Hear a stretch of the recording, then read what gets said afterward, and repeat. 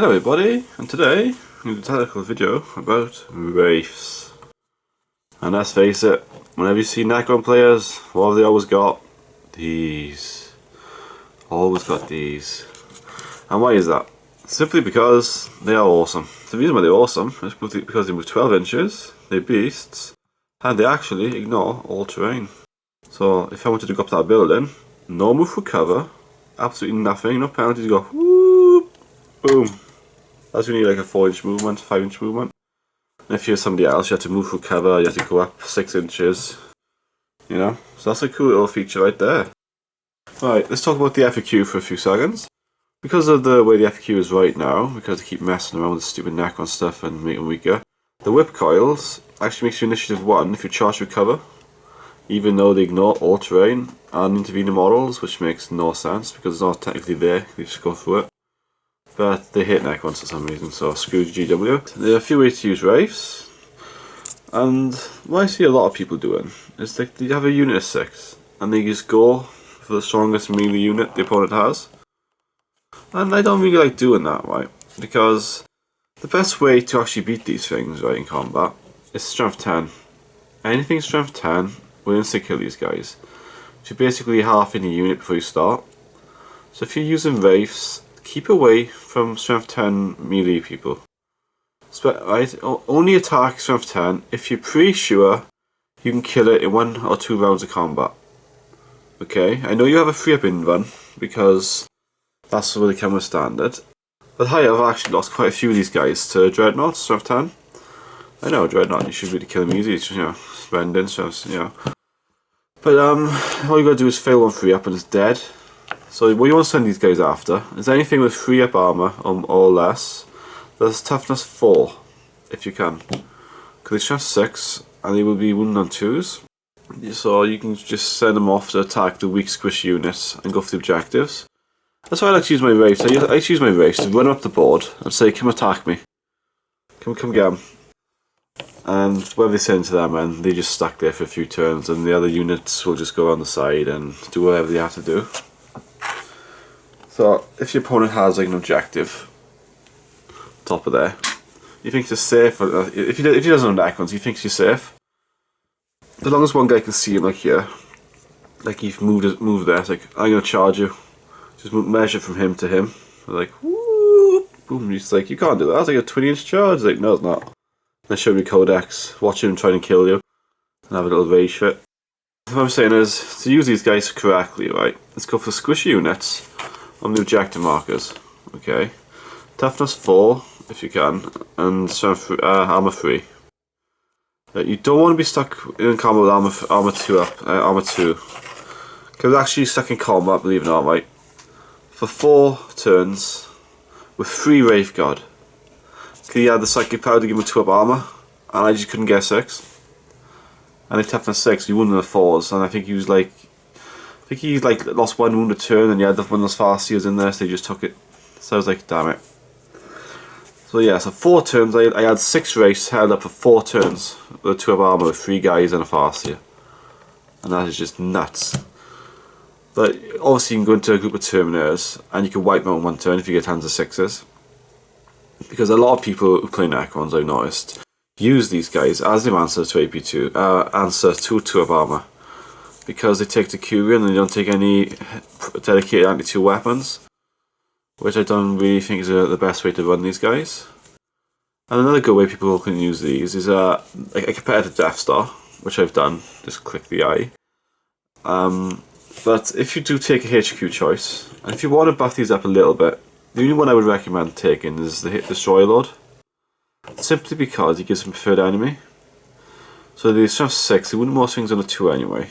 Anything as, you know, highest toughness, they can take out, but it takes them a bit longer. This is a single model and it's pretty much dead. Let's take the Destroy Lord, and he is the answer to AP2 in combat. So you get stuck up with Terminators. They can last all game if you're really unlucky with the 6s. Because I have done it myself. Like I said, 4 turns. They got out of the assault, it was like turn 7. And I tried to kill the Warlord and he couldn't get past his armor. I was like, damn it. Yeah, that actually cost me the game. I needed that at one point and I just couldn't kill him. They were held up and I was so annoyed. So this guy is the only one I would recommend you take with Wraiths if you just go in for the units.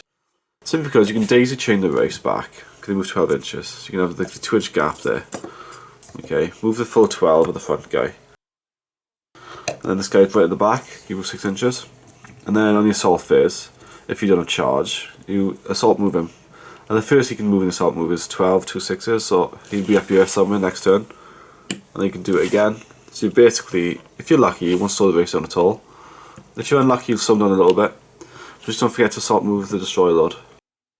And then with preferred enemy, and you'll have an AP2 as well, you have to keep him in the war safe. And that's a good way to buff them a bit, because they do need somebody to take out 2-up armor.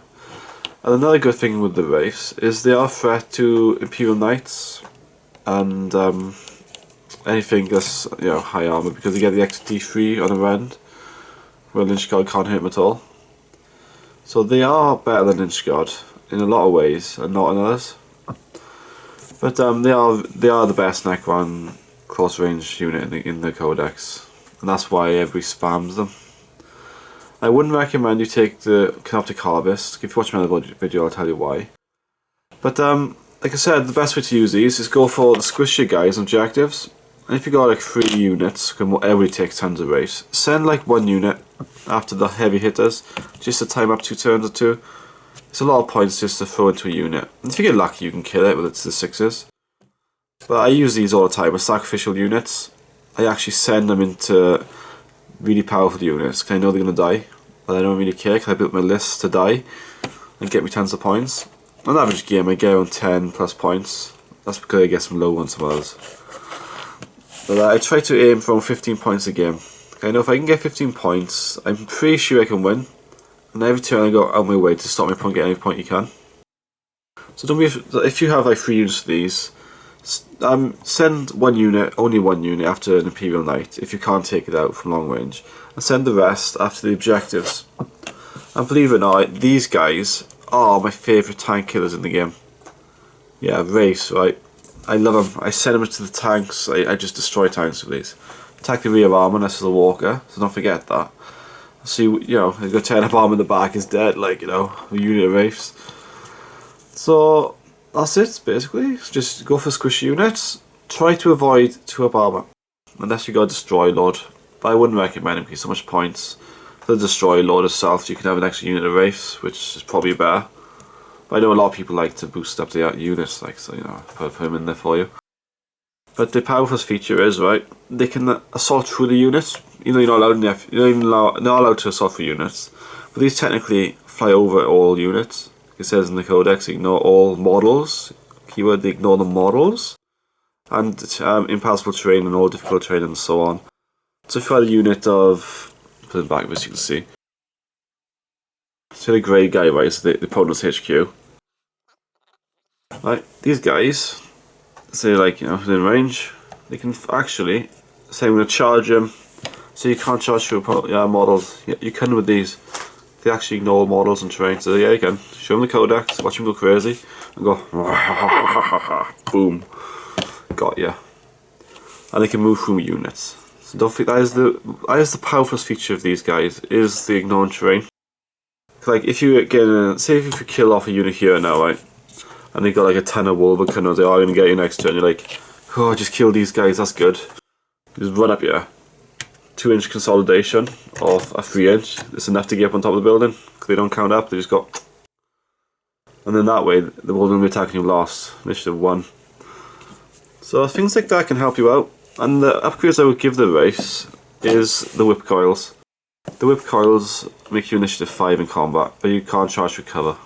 Another upgrade is I've tried to use, I went out my way to try and use, is the particle beamer, the instant death weapon. I just can't seem to make it work for the points. It's just not worth the points. You have to take the Canoptic Harvest to make it relentless, or you can use it in the Dark Harvest with the Overlord with the upgrades to make your guys relentless. So that would be the best way I would recommend if you want to use the particle beamer. Take the Dark Harvest. But I've never had much luck with it again. 12-inch range, it's just not worth it. For the points, you get more Wraiths. If you want shooting, get heavy destroyers or they'll pass your army. Don't try and have one unit do everything because you're just wasting your points. Anyway, thank you for watching, and I hope this video helped you out. It basically just points out the only way you can really use them. just tie things up and go for objectives. Do not hold these back into your line, right? You want these up in your opponent's face on the first turn or two. You don't want to keep them back. You want to send them straight up, like bang. Oh look, you're going to get you next turn. Shoot your anti-tag weapons into me. Come on, come get me. They're fine. You think you have to worry about strength 10, and that's quite rare. Well, it's not rare anymore, but it used to be rare. So strength 9, and then there's no big deal. So you want him to shoot these guys. You're going to send him up on the first turn or two. Just send him up and run him. Like, oh, I'm going to get you. You probably kill. If he costs his fire, you probably might kill a unit. Might. But these have got such a reputation of being unkillable. They actually quite ignore these, believe it or not. And if you get into combat, like a long combat with Wraiths, they will eventually die. Simply because they rely on the 6s and the volume of dice to get through the armour. So if I attack these Wraiths with flayed ones, if I was lucky, I can actually beat the Wraiths. Simply because they don't ignore my armour. If they had 10s or 6s, I got crap and dead. I got a animation. So don't be afraid to assault the Wraiths if you're not Necrons. You're watching this, like, why am I watching this? Don't be afraid to assault these, like, with anything. Because the extra attack on the charge is actually what they rely on. So you want to be charging, you don't want to be charging these guys. Unless you can care what you can hit first, and it's kind of worth it. But anyway, thank you for watching, and if you like answer anything else, let me know. See you next time.